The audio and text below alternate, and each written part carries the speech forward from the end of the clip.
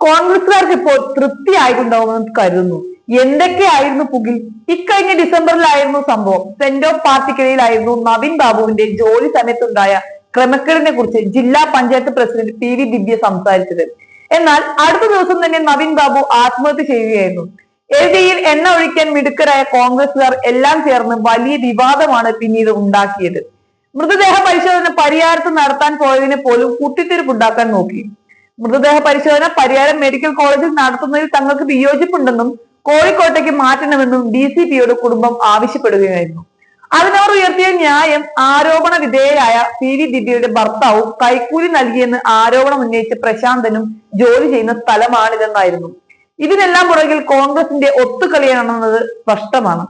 ആ പാവം കുടുംബത്തിന്റെ സാഹചര്യം രാഷ്ട്രീയ നേട്ടമാക്കി മാറ്റാൻ അവർ ശ്രമിച്ചു. തുടർന്ന് കേസ് CBI അന്വേഷിക്കണമെന്ന് ആവശ്യപ്പെട്ട് നവീൻ ബാബുവിന്റെ ഭാര്യ ഹൈക്കോടതിയെ സമീപിക്കുകയായിരുന്നു. എന്നാൽ ഇന്ന് വന്ന വിധിയിൽ ഹൈക്കോടതി ഡിവിഷൻ ബെഞ്ച് അപേക്ഷ തള്ളുകയായിരുന്നു. തുടർന്ന് ഉത്തരവ് ഹൈക്കോടതി സിംഗിൾ ബെഞ്ച് ശരിവെച്ചു. സിംഗിൾ ബെഞ്ച് ഉത്തരവ് റദ്ദാക്കി CBI അന്വേഷണത്തിന് നിർദ്ദേശിക്കണം എന്നതായിരുന്നു അപ്പീൽ ഹർജിയിലെ ആവശ്യം. എന്നാൽ CBI അന്വേഷണം ആവശ്യമില്ലെന്ന് വ്യക്തമാക്കിയ ഡിവിഷൻ ബെഞ്ച് അപ്പീൽ ഹർജി തള്ളി. സിംഗിൾ ബെഞ്ച് ഉത്തരവ് ഡിവിഷൻ ബെഞ്ച് ശരിവെക്കുകയും ചെയ്തു. പ്രത്യേക അന്വേഷണ സംഘത്തിന്റെ അന്വേഷണം ശരിയായ ദിശയിലല്ലെന്നും പ്രതി ഭരണ സ്വാധീനമുള്ള ആളായതിനാൽ പോലീസ് അന്വേഷണം തൃപ്തികരമല്ലെന്ന് ആയിരുന്നു ഹർജിക്കാരിയുടെ വാദം.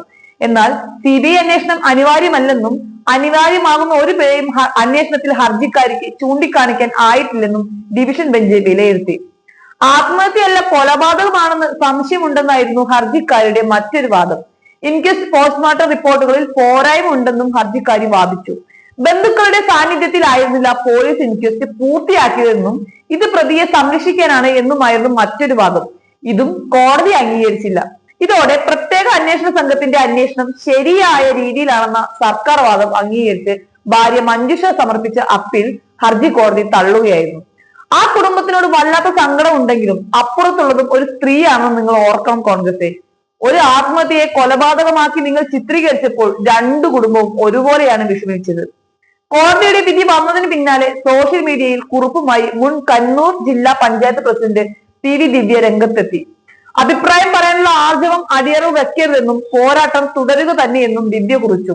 ചിത്രകാരൻ പൊന്നിൻ ചന്ദ്രന്റെ വരികളും വരയുമാണ് PP ദിവ്യ ഫേസ്ബുക്കിൽ പങ്കുവച്ചത്. കേസിനെ കുറിച്ചൊന്നും പറയാതെയാണ് കുറിപ്പ്. നാട് നാശത്തിലാവുമ്പോൾ അത് കൂടുതൽ പ്രശ്നത്തിലാക്കാതെ പ്രതിപക്ഷം നാടിനൊപ്പം അണിചേരണമെന്ന് മുഖ്യമന്ത്രി നിയമസഭയിൽ പറഞ്ഞതിന്റെ ഒരു തെളിവാണ് ഈ കാര്യത്തിൽ കോൺഗ്രസ് സ്വീകരിച്ച നിലപാട്. കുറച്ചുകൂടി ഉത്തരവാദിത്വം കാണിക്കേണ്ടേ പ്രതിപക്ഷമേ?